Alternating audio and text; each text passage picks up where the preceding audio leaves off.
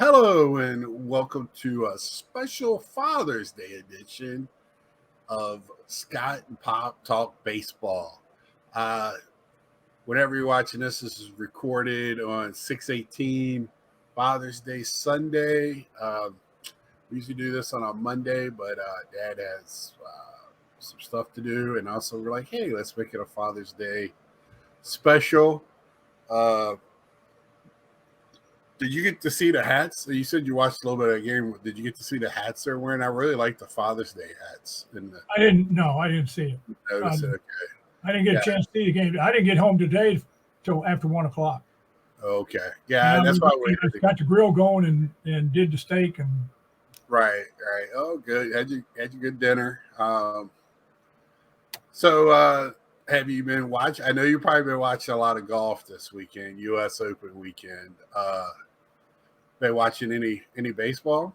Oh, sure. Yeah, I've watched some of the College World Series, and I saw Wake Forest win yesterday, and I've watched quite a bit of the major leagues. But again, I was kind of concentrating on the Orioles. But the things that stood out to me this week, the Phillies are 14-12. 14-2, or something, or 12. They're 12-2 in their last 14 games. The problem with that is Atlanta is too, and the Marlins are 10 out of 13. They're 10-3. So those three teams are playing some ball. Yeah, and good. It's making it fun. The Mets, the other team in that division, is just struggling. Of course, the Nationals, who we'll talk about later, are rebuilding. They're not shy about talking about that. And we'll talk more about that later. But let's go around the league like how we usually been doing. Oops, wrong one. Trying to get faster with this, but one day.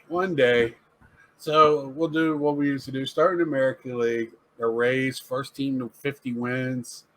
They're well ahead of winning 100 probably this year. Orioles still keeping a pace. They're 43-27 and 6 games out of first. They've dropped a couple of games against the Cubs. They can't score. Well, the Cubs tend to play to the talent of the team they're playing against. Is true. What it kind of looks like to me this year. So when they play a pretty good team, they seem to play to that caliber. If they play a bad team, they play that.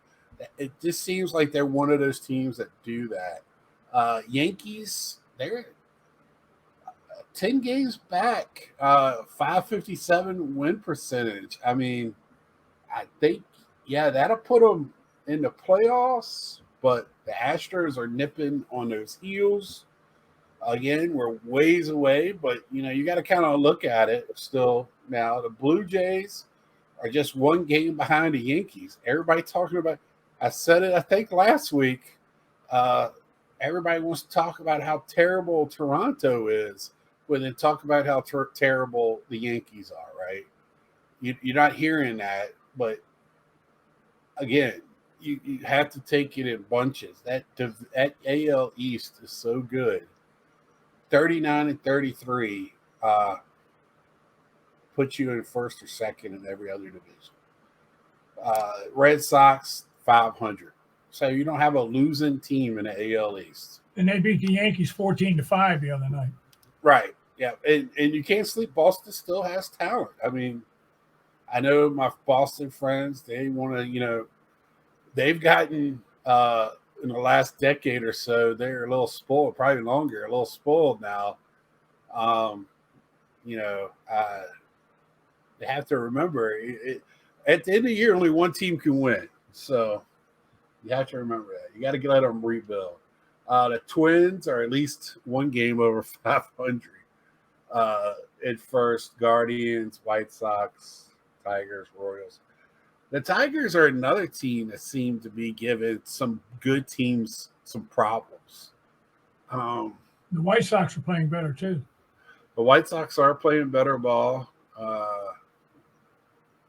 They're 5.5 back, but 10 games under 500. And the Royals yesterday were down by 8 runs and came back and won the ball game.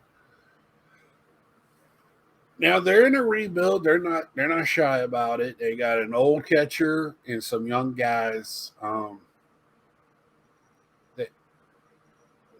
They're definitely in a rebuild. They got a long ways to go, but they have a good foundation. But they got so far to go. I don't think the young foundation that they have there are going to be the same guys whenever they can win again. You know, they're so far away from being a winning team. It's just sad to say that with some of these teams. Hopefully they can sign Bobby Witt long term and some of those other guys. Rangers they're having a great season. 43-27. Still playing with some injuries, but still playing great, holding on. The Astros 4.5 back. They've seen to settle down. They were making a run there, and then they kind of settled out. Well, here again, they can't score. They're only scoring 1 or 2 guns a game. I mean, in the American League, where they bomb the ball all over the place, it's hard to win when you score 1 or 2 runs. Right. Angels, Shohei is tied in the Major League for homers. My man Pete's back today, so hopefully Pete can start doing something. But Angels, I mean, I think they're a lot better. A lot of teams, a lot of people had them having a losing record next to the A's. Nobody's going to have them below the A's, but people didn't think they're going to be in the hunt, and they're definitely in the hunt. The Mariners, they're a letdown. 1 game under 500, 8.5 back. They can't get it going. They need to win some in bunches, and they can't do that. They have trouble getting wins, and some teams just have that issue. You talked about it a while. Teams that are so used to losing as an organization, it seems like they don't know how to win. I guess there's something to be said for that. The Braves, 45-26. You just spoke on it. Marlins, Phillies, 3 games above 500. My Mets just falling straight off the table. They better watch out, or the Nationals are going to pass them.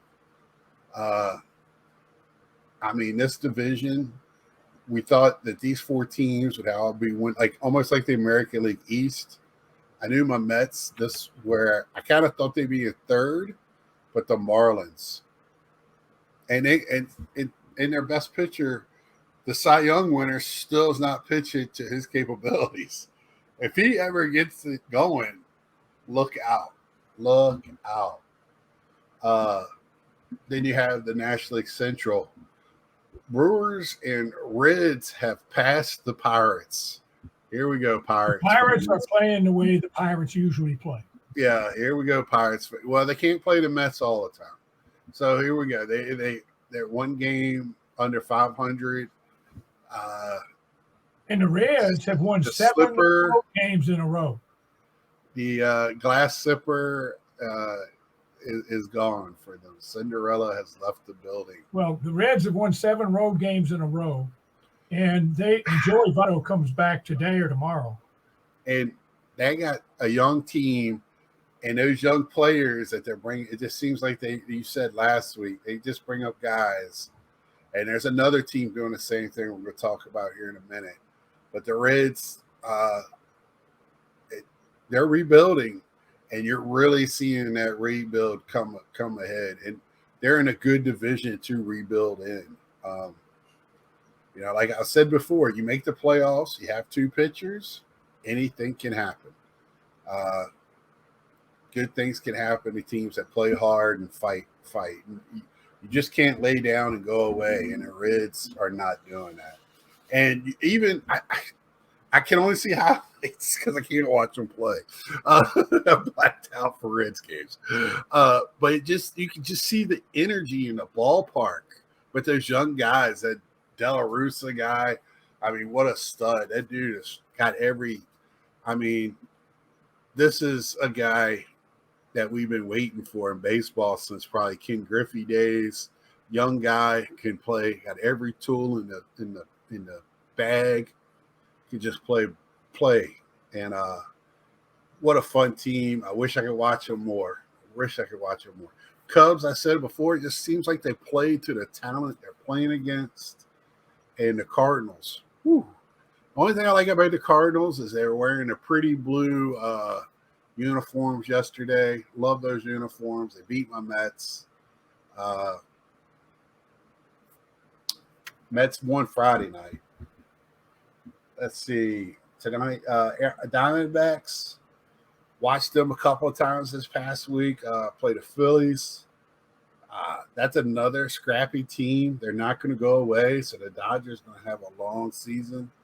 That Corbin Carroll is just –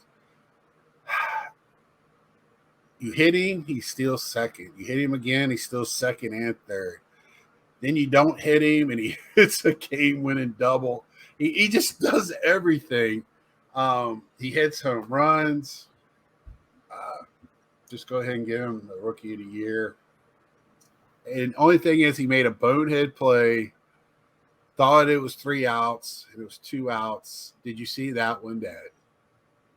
As soon as I saw it, I was like, "Oh, my dad! If he sees this, he's going to blow his top." You see that? He thought it was caught a fly ball. His hat fell off. He turned around to pick up his hat. Thought it was a 3rd out, and the Phillies were beating the tar out of him this game. And the guy tagged up at 3rd and ran home to score another run. But I was just like, "Oh my gosh, come on, dude! You got to know how many outs there is." And he just bonehead. Dodgers. What I want to talk about them for a second is this is another team, another organization. They have injuries in their pitching, and they just bring up guy. They brought up a guy in Double-A to pitch against the Giants. He doesn't get the win, but he has a hell of an outing. And then they got to play the Angels in this next outing. He's got to go against Shohei. But this kid was in Double-A last week and comes up and has a great outing. I don't know how the Dodgers do it. They just bring up these guys. And it's even from when I was a kid, Dad. They had a run of Rookie of the Year every year. Who's the next Rookie of the Year that the Dodgers are bringing up? And it just seems like that my whole lifetime is this Dodgers organization. I mean, is there just some organizations that just have the right formula? Or I don't understand, because some organizations can't get it. They don't build from within. But some organizations, the Cardinals, the Reds, looks like they're doing it right. Giants have a pretty good organization. Giants, the Rays. And the Rays don't really – if you look at the Rays lineup, though, they might be coming up from their minor leagues, but they're not drafted by the Rays. If you ever look at their players, a lot of them are traded in the minor leagues to the Rays. And I know that happens a lot, but these teams know how to build, and before they get to the majors. And some teams just can't get it right, or they just fumble into it. If they get a good player, it's because they're just so bad. Enough early draft picks when they're going to get a good player or two. I mean, have you noticed that over your lifetime? I know the minor leagues have changed a little bit from when your younger days to now, but I mean, where some teams just get it, other teams just, I mean, the big teams always use the small teams as a minor league system, but man. Well, when the Braves changed ownership, when Ted Turner bought the Braves, they were a poor man's Pittsburgh Pirates, and when he bought them, that changed everything, and he brought in some people that really knew the game. And ever since then, Brian Snitker's been with the team 30-some years and finally gets to manage. Right. But he knows everybody in the dugout. I mean, he knows everybody in there. They signed their people. So the Braves, from the late 1980s, they've had a very good organization. I mean, it's hard to say the Yankees have a good organization, because they got more money than anybody else. They could buy anybody they wanted. And to some extent, the Dodgers have done that. Well, I'm going to say the Yankees have always been able to have The Dodgers have, ever since I was a kid, have had one of the best farm systems around. I mean, their coaching. Well, they're the first. They have. They're the first team that set up a camp in a Latin country, right? They have the Dominican Republic. They have an academy there, right? And so they knew how to start doing it international very early on, and to their credit. But you know, the Yankees, I don't think they're good run because there has been decades where they're not even sniffing playoffs. I mean, the Don Mattingly years were bad for the Yankees. They had some bad years, and they had good players. Just putting players on a team, you got to get the right groupings. We know that as a team. That's why it's called a team game. You could get 9 best players and be an all-star team, but if they can't play together, I mean, we're kind of seeing that in San Diego, and I think they're starting to mesh now a lot better, having fun. San Diego, I wouldn't sleep on them. Blake Snell has come around, and if the rest of their pitching holds up, they've got the talent. I wouldn't sleep on them. It's got a long way to go. I still think San Diego is going to make a run. Well, that West is so deep, Dad. The Diamondbacks being as good as they are and a surprise team now makes it a 4-team race in a division, not for a playoff spot, right? We're talking about one division, and then that's the same. The National League is so deep that you have 3 teams in the East that are very, very good, right? And think if the Centrals are so bad, they should forfeit their winner and let one of these other teams take their place in the playoffs. I just feel like the Padres started out so far back. I don't think they have a chance, but they could. They could. Anything can happen. I've seen in my lifetime, and I've read stories and the history of the sport, collapses and teams that make runs. And it looks like this last few weeks, the Padres are starting to have fun. And that's, like you're saying, I think that's look out, because that makes them, I think, when that's a team that needs to have that fun factor. They're built on that. A bunch of guys that are loosey-goosey. And when it's so tight, it looked like that Dodgers series, it looked like they were at a business meeting instead of playing baseball. Did you watch any of that series? No. The Padres-Dodgers. They looked so tight when they were playing. Like, they should have been wearing suits when they were playing.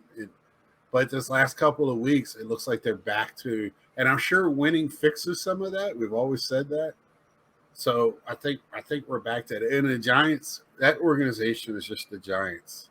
That's another team that nobody really thought they'd be in a mix this year, maybe sniffing, but they're a lot better than what people. Well, the Cardinals have a great organization, but they're not playing well. They don't have enough pitching. And I think the Cardinals, I've always said this, out of the 4 big sports, I've thought the Cardinals have the best organization in any of the sports. Front office. I think their fans are awesome. Their baseball knowledge, and they understand, like, we got to get rid of a top player because he's either at the end of his rope or, i.e. Pujols. But they welcome him back for that last year, for his last hurrah, because they're smart. I mean, we can let all that other stuff, the bad separation of them. I just think I'm not a Cardinals fan by any measure, but I am a realist.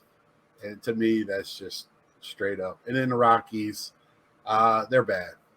So I don't even know what we can really say about them.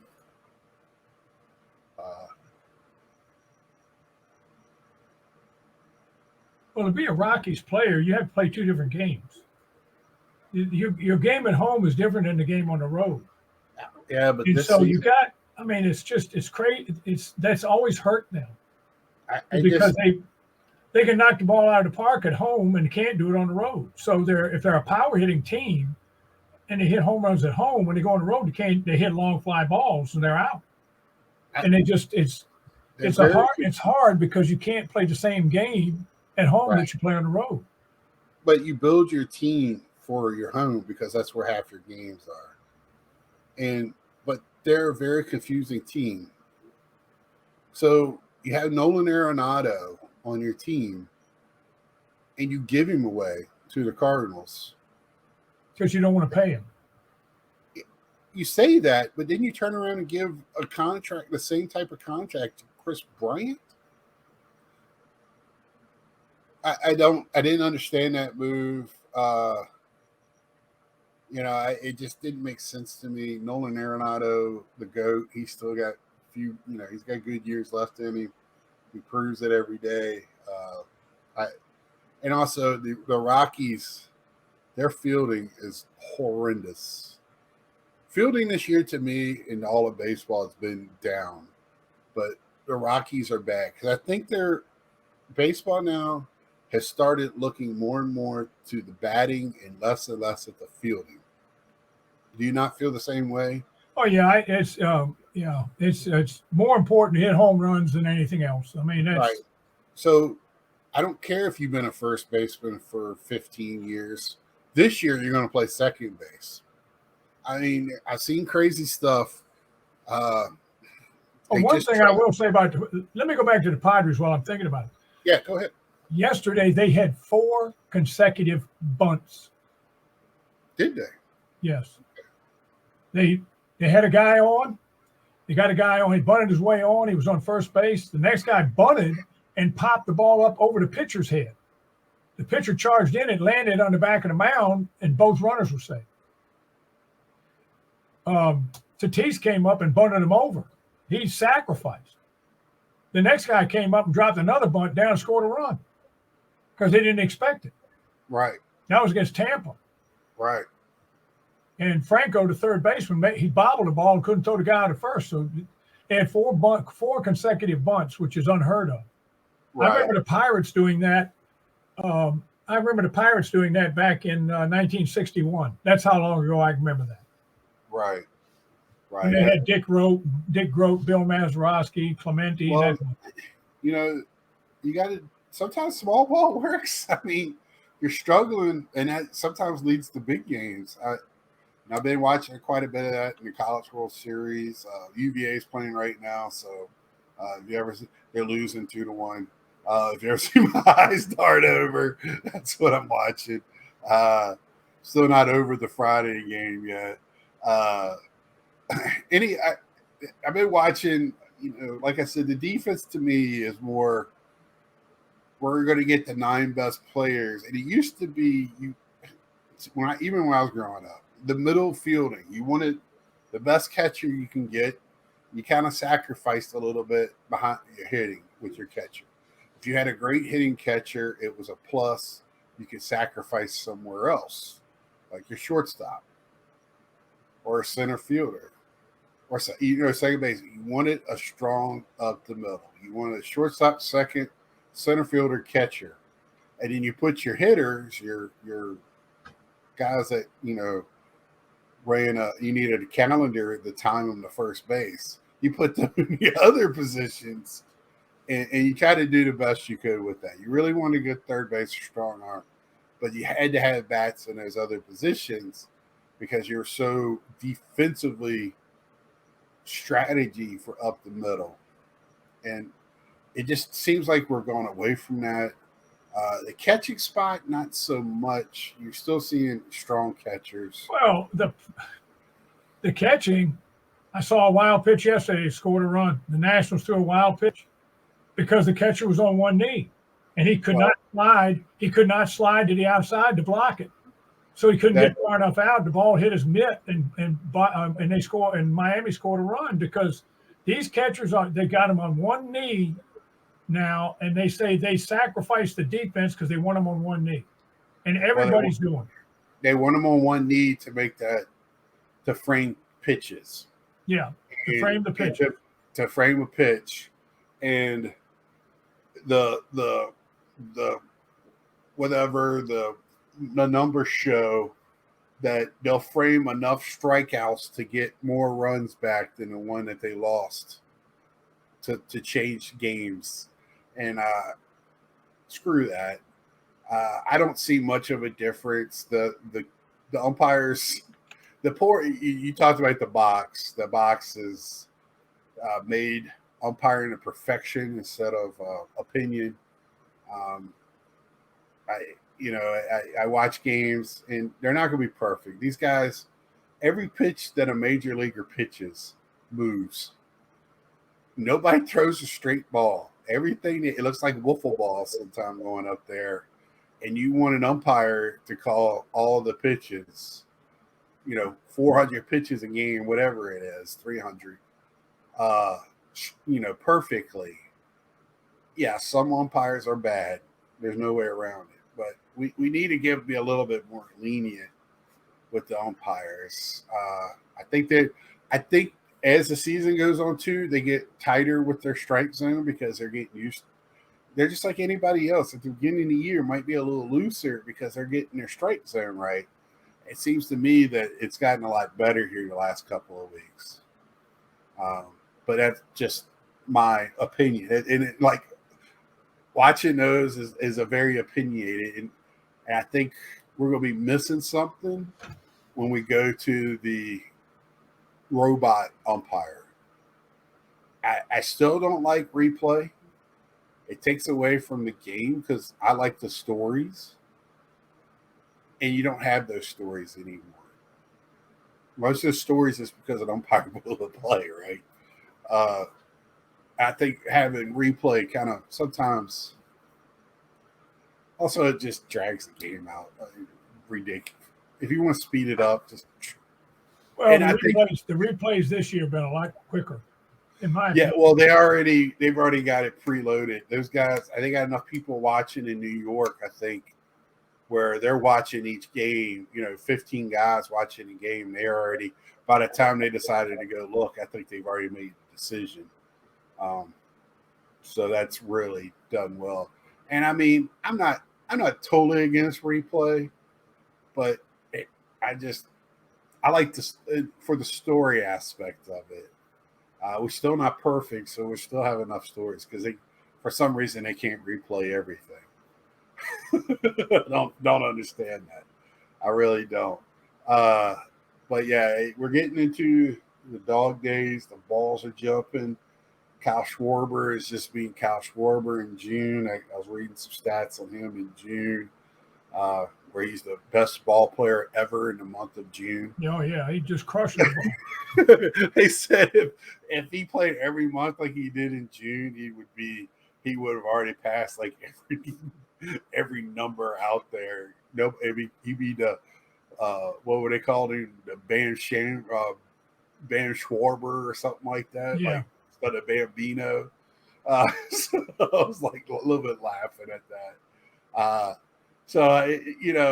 We're getting into it now.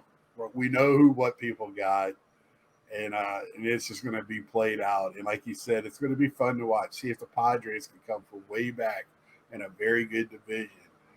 Let's see if the Phillies can dig their way out can they do it 2 years in a row? The Mets they're not the team in first, so they've already fallen out. Let's see if they can catch the other guys. It's going to be fun to watch. We got the All-Star coming up. Have you done any All-Star voting or anything? No, I don't do that anymore. Mm-hmm. I don't know. When they started, they don't do it anymore, but when they started using the All-Star game as who was going to be the home team in the World Series, it made me sick. I'm thinking, oh, gee, the left fielder for the Washington Nationals are going to decide who the home field is. I mean, come on. Give me a break. They took the Scantron sheets out of the ballparks, I was done. That was my fun. That was going to any pro baseball, minor league or MLB, to have that Scantron sheet and picking your players in each position. Yeah, and the other thing is too, you can vote 50 times if you want. Yeah, you could do it too. Then you can vote as many times as you want for the All-Star team. That's nuts. Yeah. I mean, well, and now it's more. When I was a kid and a teenager, the players voted. The players and the managers voted, and then I saw All-Star games that had Mickey Mantle and Willie Mays and right. You were watching the golden era. Yeah, Hank Aaron and all. I mean, it was. They let the fans do it a couple of years, and they had a scandal because the Cincinnati Reds they called it, they jammed the ballot box. Oh, they had 8 starters for the Reds, and they stopped doing it after that. That year that the Giants had Brandon Bell, what was the Sandoval, Posey. They had like 4 guys on a losing team starting and over real all-stars. And but now it's weighted. So all the fan votes are like a very small percentage. I think now even the writers have a say. I mean, it just doesn't I like to see who makes the team. Yeah. It doesn't intrigue me like I did when I was younger. I don't watch it or anything. Unless I just feel like there's nothing else on, I'll flip it on. But right. I just don't. It just doesn't intrigue me like it used to. My favorite part of the game always was the introductions, where they introduced the players, and they were all wearing their team's jersey, their team's hat. It was awesome to see, and just to see the tribute of all the players, and I mean, when you're going to see, come on, like Cal Ripken's last year when, I watched that. When they slid him over to shortstop and Jeter played third. I mean, he hit a home run. It's just things like that, that make that I love the All-Star game. But yeah, I'm not a big All-Star game watcher. But I will say this, the All-Star baseball game is much more like the actual sport than any of the other All-Star games. The NFL All-Star game got so bad they did away with it. Yeah, well, that last year, I don't blame them. I mean, you get hurt playing a scrimmage game. And then you had some morons out there that thought that was their Super Bowl. I don't blame them. Basketball is ridiculous. It's like 200 points.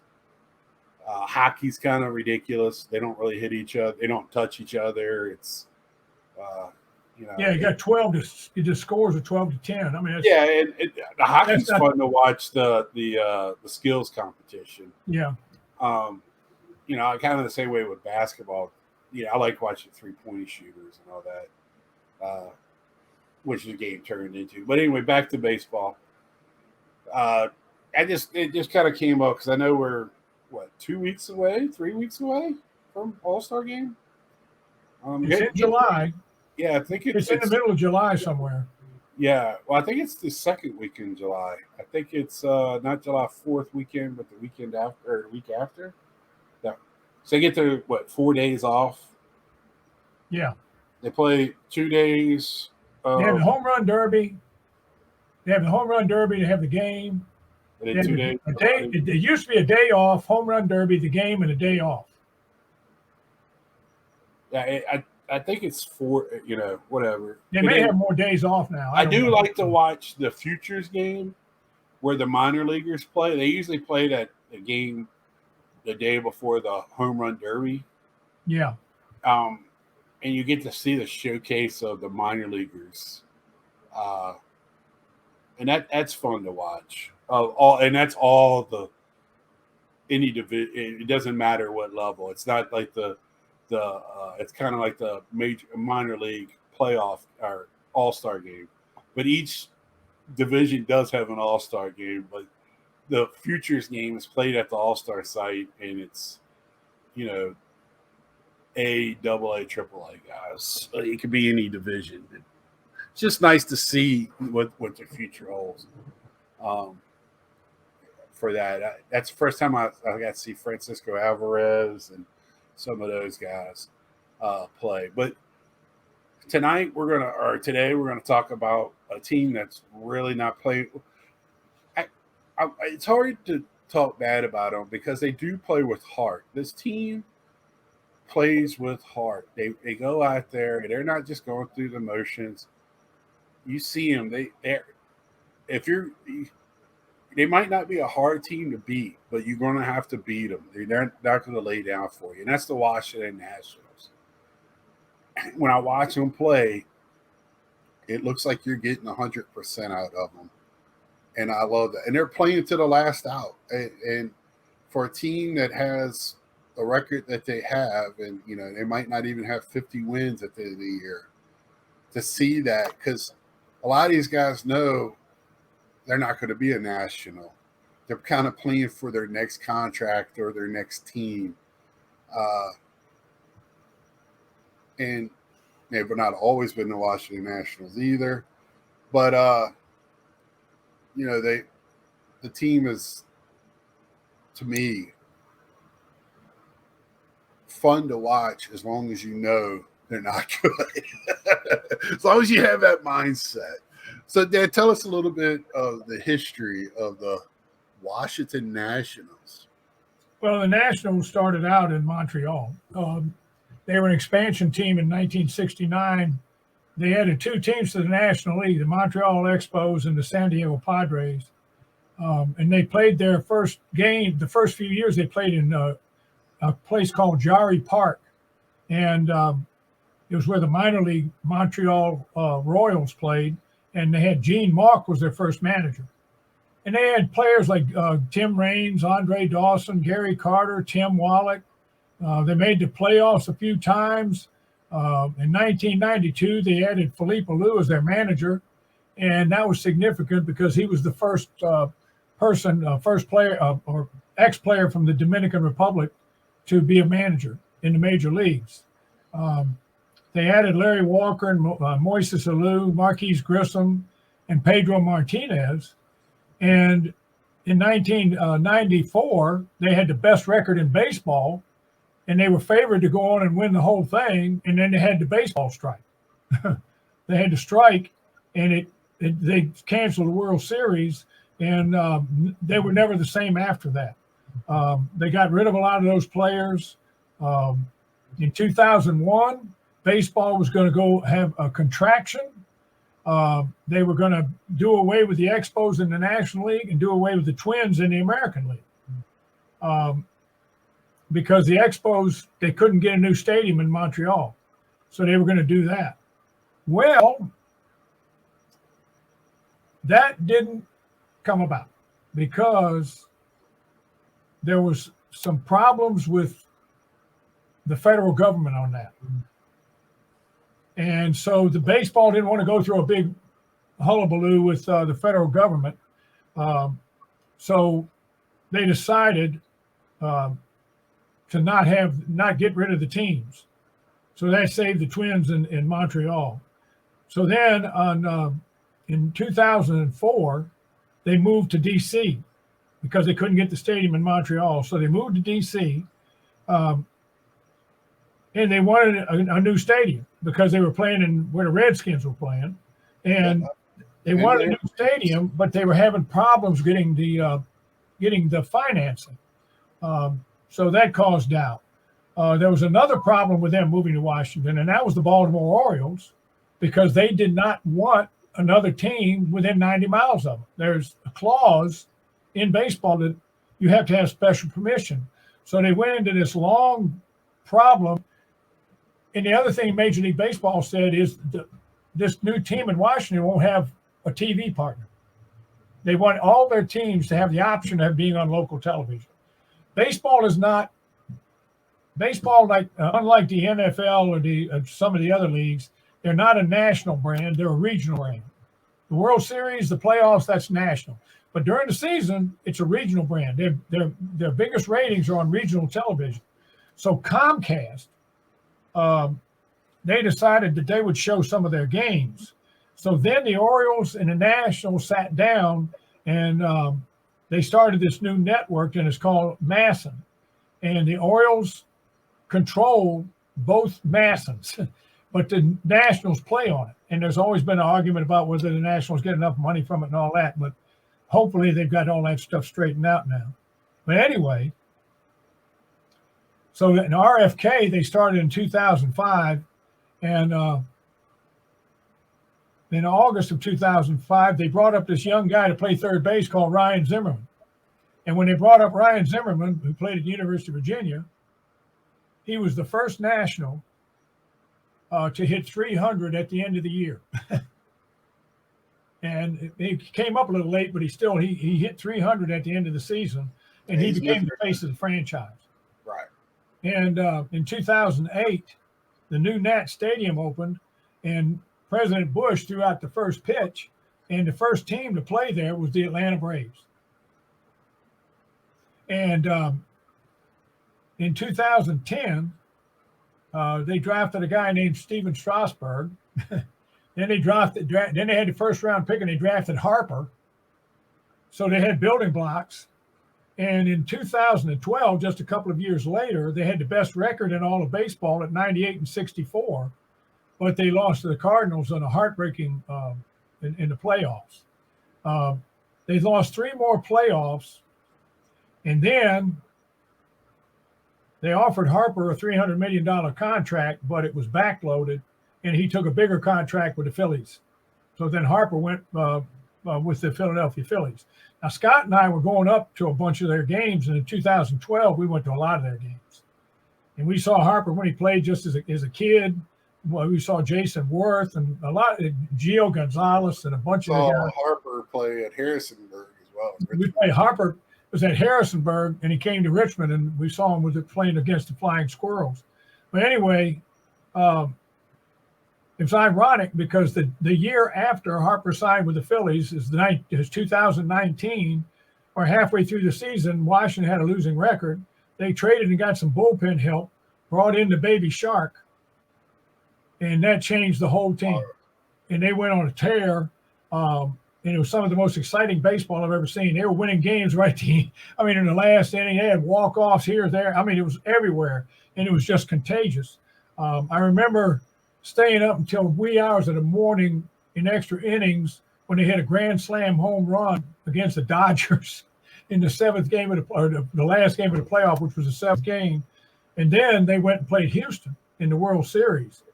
And what that made that so special, not only that they won it, but it was the only World Series in the history of the sport where all the teams won the away games. Right. Houston had the home field advantage, but Washington won all 4 games in Houston, and Houston won all 3 games in Washington. And some of the players on the Washington team said that the problem was when they played at home, they were trying so hard to win for their fans that they got a little tight, and they think that's why they lost the 3 games in Washington. But like I was saying, when Scott and I were going up there, one of our favorite players outside of Zimmerman was everybody's favorite player. But we always liked Jason Worth. He was a great guy, great ball player, but he was a good guy. He would, if you sat in the right field stands like we did sometimes, he'd be out there throwing the ball, warming up between innings, talking to the people, how you doing, how's your family, all that. He was a fantastic guy. And we also saw him hit a walk-off there after a rain delay. But they had people like Max Scherzer and Rendon, Trey Turner, Gio Gonzalez, Juan Soto. We did go to quite a couple of the Beltway series there as well, which were awesome series to go to. Oh yeah, Baltimore came down there, and it was they were no love lost there, but that was, and we had the opportunity. We had tickets that went up there and saw Chipper Jones his last year, and that was his last. We were there for the last game he played in Washington, and they gave him a fishing rod. I remember they gave him a fishing rod and a rocking chair, and I mean it was the fans were so warm towards Chipper in that night that he said he never forgot that. It was just a special. I remember his legs were so bad at the end. He hit a double. And he makes it in the second. Looked like an old man. And he slid, and they had to take him out of the game because he was done. He was done. And he got a standing ovation in Washington after hitting a double and leaving the game. But I think that was the first night we saw Craig Kimbrell live Oh, And yes. we were sitting there No, going, we saw Crib. Remember the year we went to see them play Atlanta when they played Washington and Atlanta played opening game, and a bunch of us from work went. You I went, did didn't you? remember. I remember our And buddy, and my Kimbrell boss pitched. Vinny was there. It was like, who is this guy throwing 100? Yeah, well, that was that opening game. I Because thought Vinny that was was there. We were legit. sitting in the left field corner, right next to the Yeah. foul pole. It was Yeah. the opening game of the season. With Wayne. And Kimbrell came out of the dugout, and he was a relief pitcher, and we all looked at each other, and nobody knew who this dude was. And he Right. came out there, and we were looking up on the board where they were showing the speed. And I said he just threw a changeup. It was 98. Right. I mean, he was just smoking it in there, and that's when Atlanta was really very good, and the Nationals were just starting to get good. So, Right. but that was that 2019. The problem the Nationals are having now is that they're trying to sell the team. The owners are trying to sell the team, and they haven't come up with anybody to buy it yet. I don't know why. They sell a lot of seats in their ballpark. They have a TV contract. Well, I don't know MLB why, but they haven't been able to find anybody to buy the team. MLB And the Learners decided to sell the Nationals, but keep the Washington Caps. They're going to keep the Caps. I just know MLB is tough with the owners. You got to have like the one controlling guy. You can have a group, but it's got to be one controlling. It's and it's not cheap. I mean, it's not too many billionaires walking around looking to buy. Well, these franchises are getting so expensive.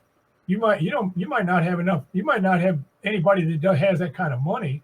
And then if you have to, the same problem they're having in the NFL buying these teams, you have to have too many people chipping in, and one guy's got to have at least 30%.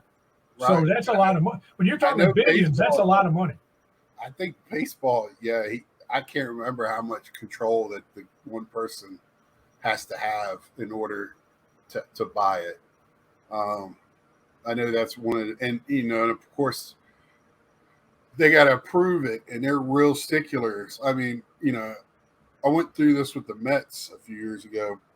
With I was excited because Mark Cuban they wouldn't let him. They did not want him in there, and I'm like, he's going to bring too much. I mean, I didn't understand it, but I'm happy with our owner now.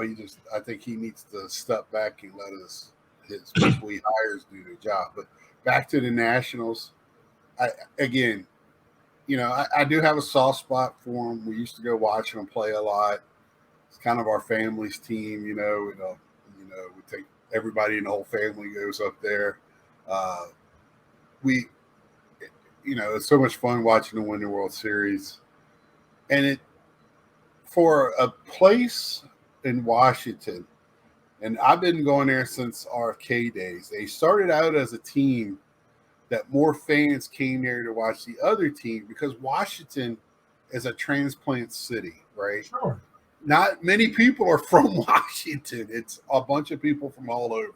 They come there to work government jobs and they come from all over the United States, all over the world. In Northern Virginia is like that, and that part of Maryland. And but man, have they won over a fan base there of people that are from the area. They go to season tickets that are national fans. And that was kind of my worry about them is because Baltimore kind of fell into that a little bit. But they're doing stuff to win the people back by winning and also having a fun crowd atmosphere. But Washington, when they built that new ballpark, I think that's people were like, we got a team. We're no longer at RFK. We have Nationals Park. It's not the prettiest of ballparks, but it's our ballpark. And they do great things there. We used to sit in front of the big scoreboard, actually in between the two scoreboards, in front of the party section.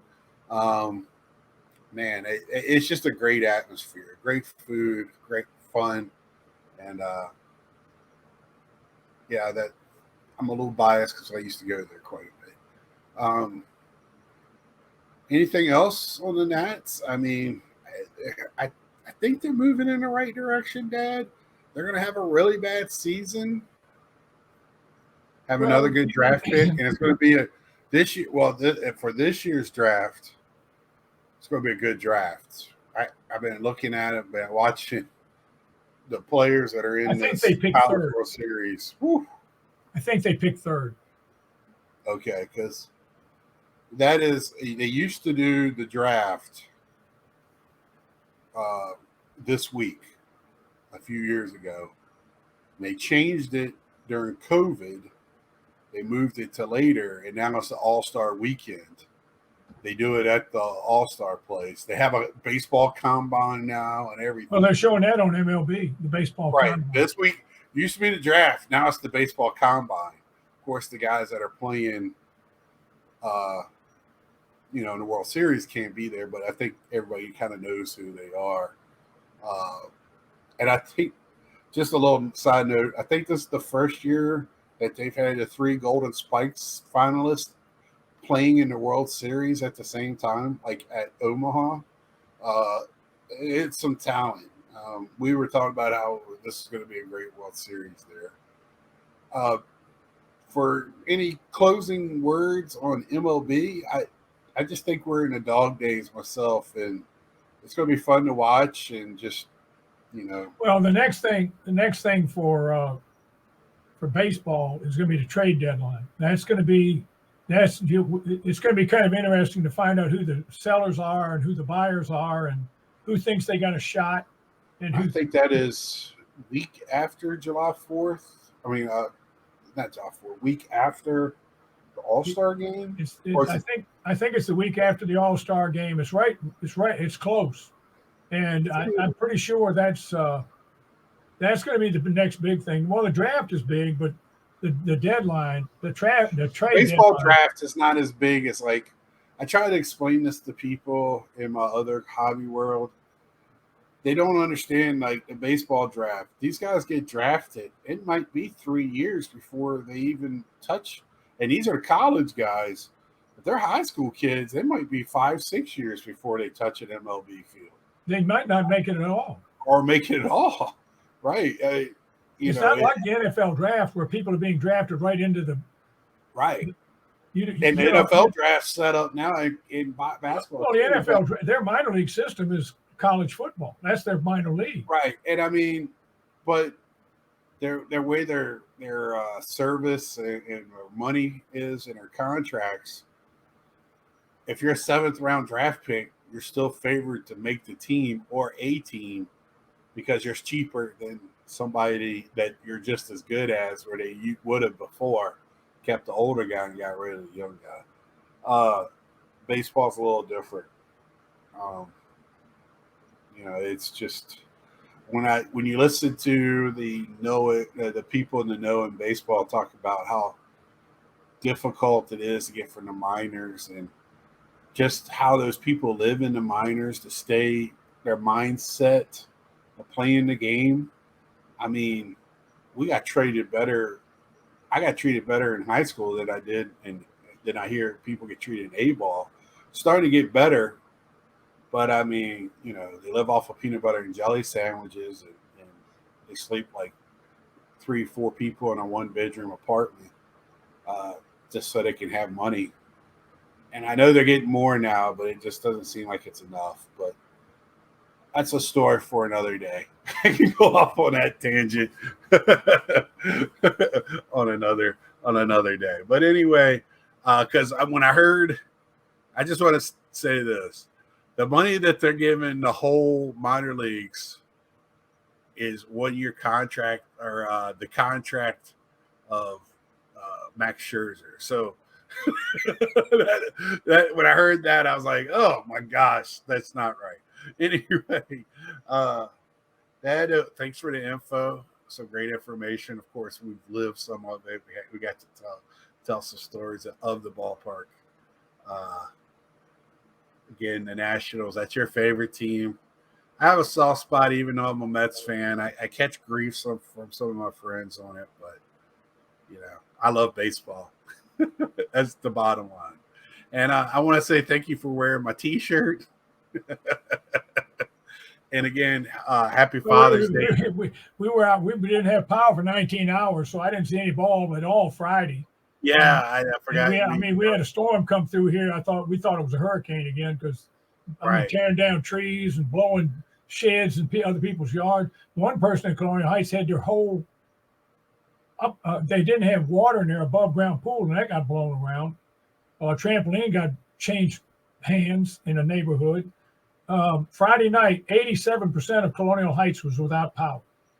Yeah, I was talking to Mom. Mom said it did sound like they were told to find shelter at her place. So a little scary moments Friday in my home area.